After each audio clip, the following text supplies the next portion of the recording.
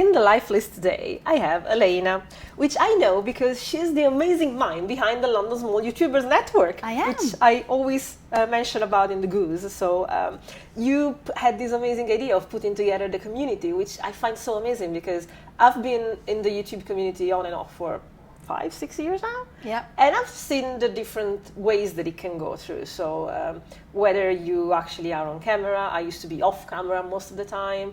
And the atmosphere that I find in the London Small YouTubers meetings and the group and everything is that kind of collaboration and supportiveness that I've never seen before. Like, I don't want to say that it was looking you up and down before, but it tended to be, especially with vloggers in the first days, like, who are you and what do you do and what are your numbers or stuff like that. The numbers were so important. Yeah. And instead, in this community, it's never about that. It's about who you are and what you do. How can we make it interesting, and how can I help you, and how can we make something together? So every time that actually there is a meetup at the Royal Festival, I'm always there at the Goose saying, "Oh, do come along if you have time, or if you do anything on YouTube, because it's really, really worth it." And I think actually, if it wasn't a few days ago, it's going to be in a few days. There's also going to be Community Unite on the 9th of July. Yep, July 9th. Which you're going to have a panel on, aren't you? I'm going to be a panelist talking about online communities. So if it's still to happen, you should definitely come. I'm gonna apparently had a workshop, which I still don't quite know how, but I believe me, I'm the worst of it. Like, everybody else is so much better prepared than me, so ignore this part and think about this kind of part. Oh, thanks. So going into your LifeList, thank you so much for joining me. You were worried that it would have been boring, but actually I went through it, and as much as I pride myself in being quite knowledgeable about music, I don't know half of it. Oh, okay. So I'm really curious to get to it. The first one, though, it's something that I really, really love, and it's Owl City with Fireflies. Yeah. So what is that connected to for you? This is one of the few songs in my life where I actually remember where I was when I heard it. So I was studying abroad in my undergrad at the University of Mississippi in America. Wow. And I was with two friends. We'd hired a car. They were in the front seats. I was in the back. Don't know why I remember that bit. But the Firefly song came on, and I just was blown away by it. And again, that doesn't really happen a lot for me, but I was immediately captivated. Wrote down the lyrics, because there's no Shazam back in those days. You Google the lyrics. That's Google the lyrics, and then just played it over and over and over again. Bought the album, and I absolutely adore it. It is such an amazing and always positive energy. Like, if bands usually have a specific sound, I don't know, I always go to Oasis when I think of something like that. Well, I think Owl City always have a specific mood, which is uplifting, which is lovely. Actually, if you want to check it out, we'll leave the link for a few seconds here. And Adam is really worth your time and effort and ears. It's a great album to just put on. You like every song. That's true, it's a non-skip album. Yes. Very good point. Exactly. From Owl City, instead, we're going to go to a very different style, which is Kesha and Tik Tok. So quite the curve around there. Yes. What happened there? Yeah, well, I like melodies and the music. I don't so much listen to lyrics. That's fair enough. So I guess artists would hate that, but yeah, I love the melodies and how catchy something is. So I think that this is such a catchy song. And again, remembering where I was still in America, but I was in Vegas. So I was out in Vegas with like 50 international students. We took over. But I was in a shop. It was playing again, wrote down the lyrics and Googled it. And it was basically like our pre-party song. We just played it on repeat. Everybody loved it. And we just danced to that until we went out. I can see that having the kind of preparing mood for going out and going to party. And yes. Actually, unlikely, but if you're actually getting ready yourself to go out, I would, Let's just leave it here for a second, because it's just that kind of thing that prepares you for the mood and it hypes you up, doesn't it? Yeah. And I also like the Midnight Beast cover. I say cover because they changed the lyrics and it's slightly rude, but it actually is quite funny and it's still got the same melody. And yeah, Midnight Beast, old school YouTube. It was good too. And wait a second. Oh, there again. because I always have the hugest respect for people that manages to do cover on YouTube, because legally wise is such a pain. So definitely worth it. Check it out. Yes. Oh, I love your taste. Okay, I got worried there. No. It's I was really surprised because I don't know why. At the time, to me, fun seemed really, really around everything. But apparently, they're not necessarily that known about in the UK. That might be the case, because again, this is an American memory. So, because I love Fun. I love their single. I love the entire album, Some Nights. And I was like, Fun, finally again. I haven't heard from them in years now. So what was that connected to for you? Yeah, well, Some Nights, just the vocals, it was just such a different sound to what was around at the time. But it was, I went back to do masters out there, just a little bit of a modest boast. But anyway, I went to do my masters, and Thanksgiving, I basically put out on Facebook and said, will someone adopt me for Thanksgiving? I really wanted the experience of American Thanksgiving. And one of my friends on my course said, I'll adopt you. And we drove up to Illinois. So Mississippi to Illinois, quite a long way. So we essentially drove all the way, and we had to change the stations, obviously, as you're going along. And every time we changed the station, this song will come on at some point. Like, we just, maybe 8 times during this road trip all the way up, we heard this song. So every time it came on, we were like singing and dancing. So it's just another memory where I was having such a good time, and great. I usually don't have this. I don't have the America Dream thing usually, because I like it to be separate things, reality and what I dream of. But you're actually giving me the feeling of, but maybe something worth trying. It was good. It was very good. So this is associated to that, and absolutely, Oh, I live it here. I get jealous. I'll get jealous a bit. I'm afraid if I actually consider America as well. I'm considering so many places to go and visit lately that it's really gonna be bad for my wallet. It's a great place for a road trip. Any kind of holiday, I would suggest a road trip if you're gonna do America. Thank God I don't drive, but I can get someone who can drive. Yes, automatic cars, it's worth it. Oh! Okay, next one is Caro Emerald, which I know by name, but I've never actually heard. So how did you get to know it? I got to know it because my best friend back in secondary school, she was the only person I knew with an iPod, and she also was the only person I kind of knew who had a car. So she got one, and I just had my pretty driver's license but didn't have the car. So we would always go around in hers and play her music, and she introduced me to Caro Emerald and this song in particular. And it was so up her street, and eventually it was played enough that it was up mine as well. So it's quite jazzy and upbeat, and I like that your LifeList is very road trippy, because I always thought actually that's true. I always thought that the main thing for music is the background score of your life, and one of the main moments of that needs scoring usually is when you just look outside the window when things are moving outside. And I suppose that actually makes sense, because your channel is mainly about travel and experiences and new places and things. So that's just something that runs into your blood, doesn't it? It definitely does. Yeah, road trips. I just feel like I'm going somewhere. So the music, that's what I remember essentially. But a lot of travel on my channel now, and experiences, encouraging people to go out and do these kinds of things. Like, obviously, I've gone to America, I've studied, I've done loads of road trips out there. I decided to go to Australia after I graduated rather than get a job. So, all these different types of influences. It's associated music to my life, and now I'm quite on my channel. I'm trying to encourage people to think outside the box rather than just go secondary school or high school, university, and then your career progression. It's like there's other stuff that you can do, and it's quite exciting. It's amazing that you see it that way, because I was literally about to say in my time, which doesn't make me sound old at all, but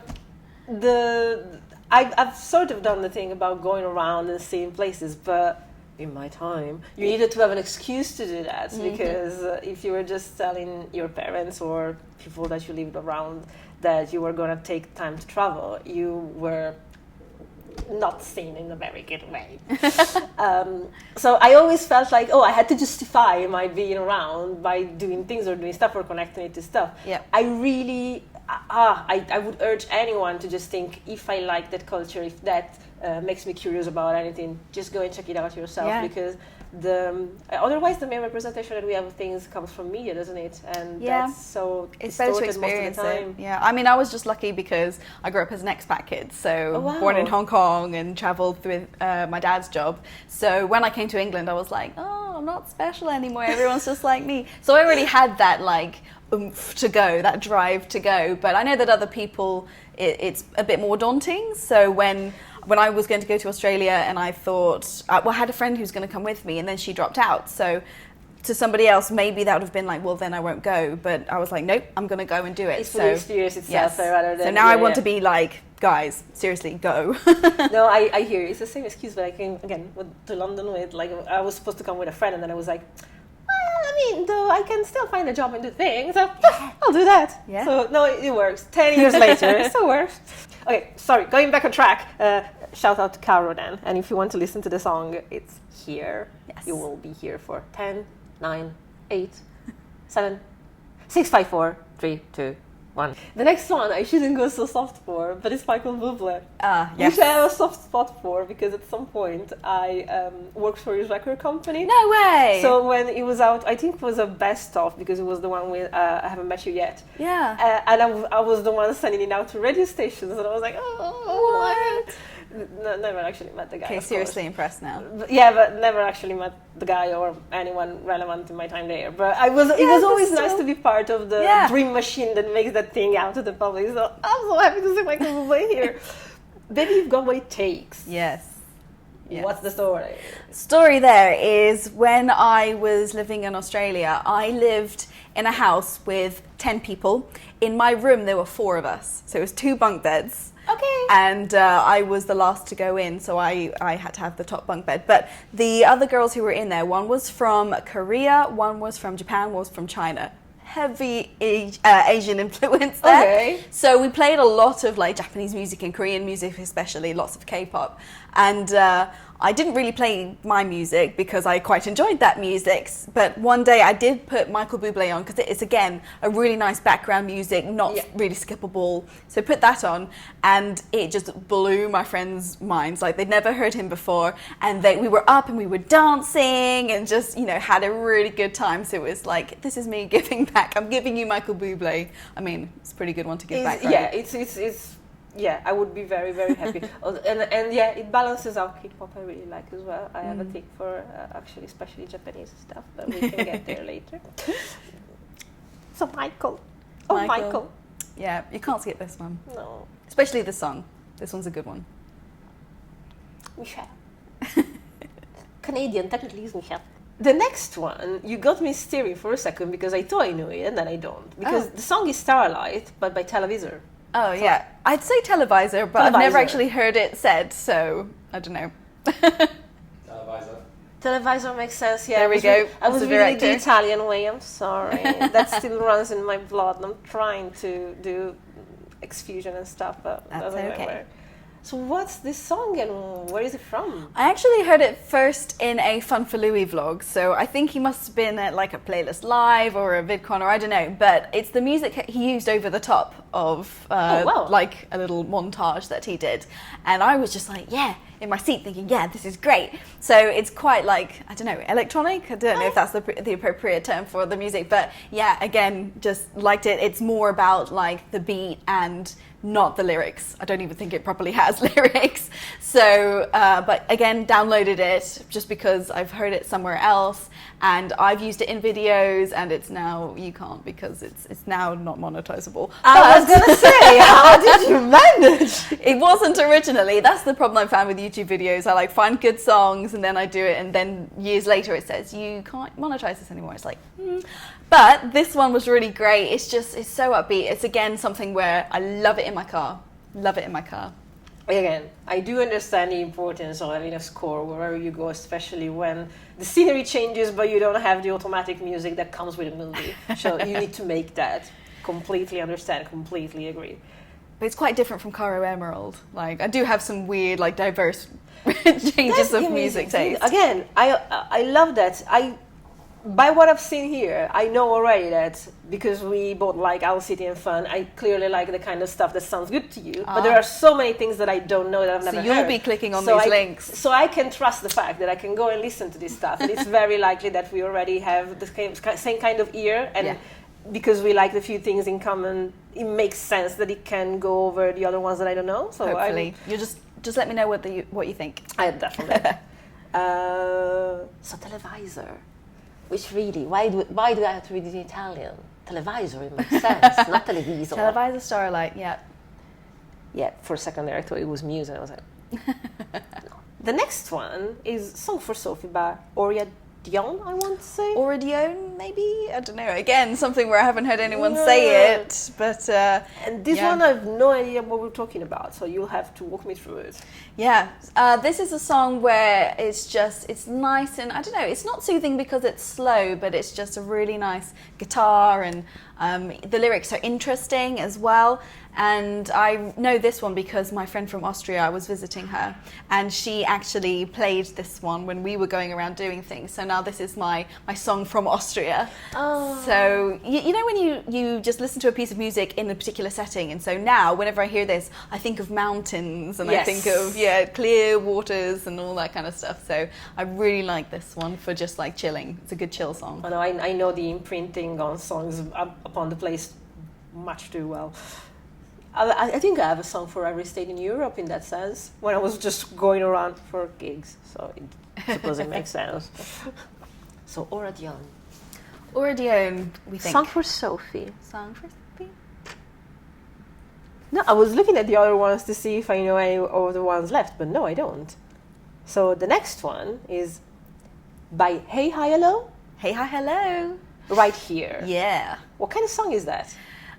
Again, quite pop, upbeat. I actually didn't hear his song. Well, it is the song, but I saw a video. I don't actually remember the YouTuber who made it, but it was called A Banana Cone Love Story. Now, with a title like that, you got to click on it, right? Yeah, clearly. Because it's like, what on earth? So someone had made a music video for this song by HeyHiHello, who I think might have started on YouTube as well. Okay. But yeah, it was probably one of the first things where I saw it on YouTube and thought, YouTubers. Because before I just used YouTube as a way to maybe listen to music or see something that was quite popular. But this was the first thing where I was like, oh, YouTubers. They do make something. Yeah. It's just not content, yeah. And they make more than one thing, and they go on to do other things, and they're a personality. So it was sort of my introduction into creating content that was fun with your friends, but that you keep doing it and you become a personality on YouTube. So I salute my you. early YouTube days. I have lots to learn from you, even just from the fact that you introduced me to so many good YouTubers in just one go with the London Small YouTuber Network. I clearly had neglected too much watching YouTube when I was making YouTube. So no, I'm really happy that I'm making up for it. Thanks for that. No problem. I've got all the details. Oh, we need to do here. It is right here. We hope. It is right here. I just got that. That was way too slow. Yeah, doing puzzles in a language that is not mine, sometimes I'm the only one that gets It is impressive. We're getting close to the closing part. Yeah. But before we get there, I have a feeling that... But we'll get there then, because I have a feeling that the last one will be really interesting. Okay. Going back to K-pop, possibly. Yeah. No, anyway, we're going to Patty Griffin now with Rain. Yes. What's this song? What is it about? So I actually heard this on an episode of Bones.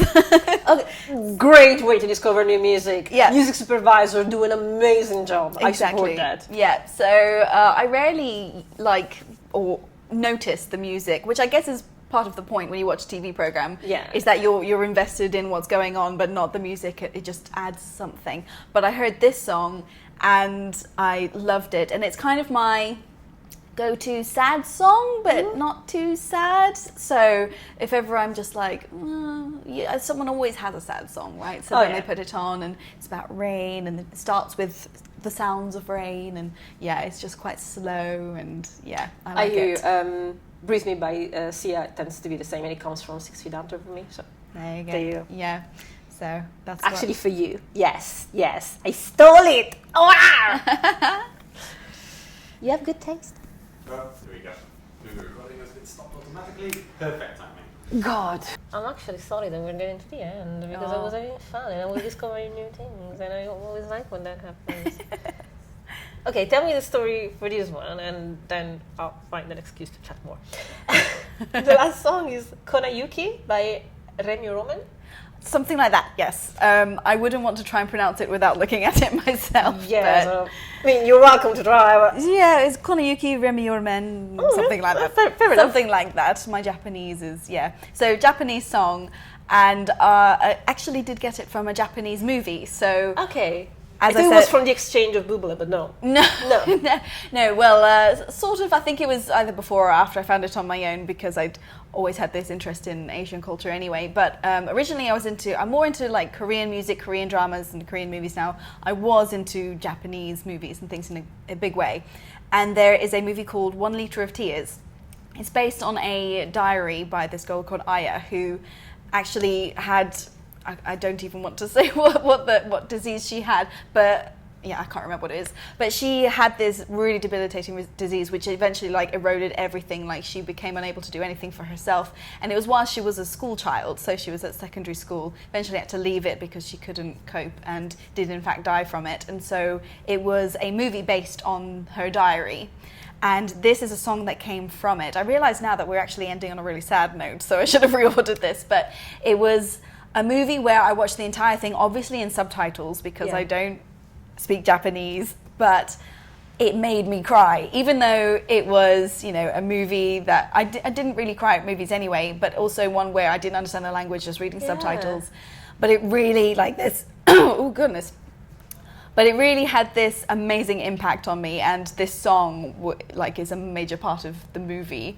And yeah, as soon as I did it, it was busted into tears, and lots of emotions from it. So it had a big impact on me, and I really wanted to read her diary and all this kind of stuff. So I am really impressed by that, because one of the things, I'm not so much into Japanese movies, but I've been into Japanese dramas and anime, like all my childhood history is based on anime, basically.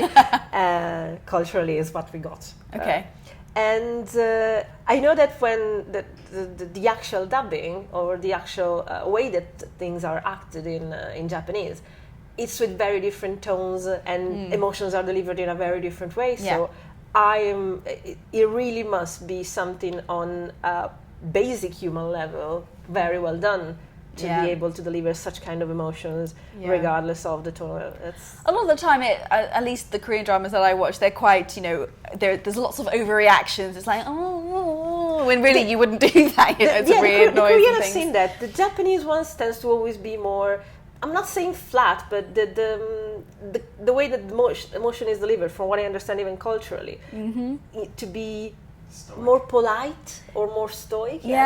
It's more reserved. It's more of a steady line instead of particularly dramatic up or down. Which instead, I've seen Korean dramas which actually I like as well. Exactly. That's another story again. But it really impresses me to think that in a Japanese movie something can come up as so universally emotional of all the things, universally emotional. So. And also you're reading subtitles, so you're sort of you're looking at the subtitles quite a lot of the time, and you do get it's in your perception to see the rest of the movie, but you're not really understanding their words apart from being able to understand it through the subtitles. But there was still such a good connection that this song, every time I hear it, I'm like, I'm back there. Actually, see, that's the amazing thing. You thought that the playlist would have been, I don't know how you could suspect that it would have been boring, because it's literally the opposite. So I think so far is the playlist that I learned the most from. Because again, the first 4 or 5 songs I know as well, or I've heard as well, or I've actually loved as well, like I was thinking fun. So I know that I like the way that things sound to you. We clearly have a year that agree on that, but the others I don't know, so I can't wait to find and listen to them, and it's very likely that I like them as well. So thank you so much for teaching me all this stuff. That's all right. You got to watch the last one as well, which is going to be here. It's definitely worth it, and also worth watching the movies.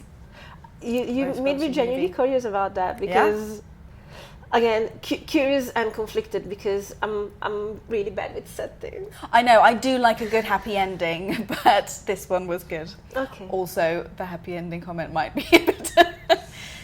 that wasn't a funny comment. I just genuinely like it when things are happy in the end. You're scared to go to Japan? Okay, this is the story. I love the idea and concept of Japan. All of my childhood is imbued in their kind of culture, because the main media and cultural stuff we had in Italy in the 80s were anime and mangas. So very, very much rooted in that. However, what really scares me about it, it's not just that it's a language that it's so complicated, but it's also written down in a different way. Like anywhere else I go, pretty much it's the same alphabet, so I can sort of guess or even open up a dictionary and look for the word and I'll find it. Yeah. There I will be just lost and you will never find me again. Well, you could always go with someone who's been before. That's a way of going. So, and there's so many like YouTubers who are based out of Japan, but who are from like Canada or America or from here. You just hook up with one of them. That's a good network connection to make. Okay. But no, I'd love it. Just go out there straight. Even if they don't, because obviously some countries you go to more than others will have a population which has good English skills as a second language. I don't know so much about Japan. I'm not sure that actually is. I think more in the cities, maybe in the younger generations, but maybe not more in the countryside and the older. But there's going to be people there that might be able to help you. You only need a few words. It's easy to pronounce, even though maybe not to read. Yeah, and I mean, it would be literally the same thing that I would do when I came to the UK first, and it would be going to the places where actually, instead of being filmed, they've been drawn in mangas. But like, at first thought that it was like, I need to go to the Tokyo Tower because Magic Knight Raya starts there. But again, not to go into my geeky nerdy stuff. I would love to be there because in a way I feel like I've known it forever. And then on the other side, I'm like, I'll get lost and nobody will ever find me again. Just going with someone who's either been there before or who is particularly good at traveling, like me. So we could go along and you'll get flustered from being lost and I'll be like, this is amazing. I love this. This is an experience. So it'll always make a good video. True. And again, I can buy so much stuff that I need to actually save for all the merchandise that I find there. So much stuff you don't need and they sell everything. So the beauty, the Kit Kats. Eleana, thank you so much for joining me, and I think I will have to release you now, which I'm really sorry about, also because they might need the studio back. But the good thing is, we're actually going to do a video on Eleana's channel as well, so you should definitely check her channel for everything else, and then for our video together as well. Yes, it's going to be a good video. Oh yes, absolutely. And related to the content on this channel, so if you're here, you'll want to go there. Always good. Thank you so much for being with me today. Thanks for Thanks so much inviting for everything you do for the London YouTuber network, because again, I can't stress enough how great it's been for me to find you guys. Well, thank you. And don't forget to like and subscribe, and to go and check out Eleana's channel and like and subscribe and see our video together. And I will see you next week for more gin in your teacups. Hey guys, it's Eleana. How's it going? Today I have a very special guest again on my channel. This is Alicia. Hello! Thanks so much for coming along to this. Thank you. I say coming along, I've actually come to visit you, haven't I? We've merged together at the YouTube space to share knowledge and facts and life.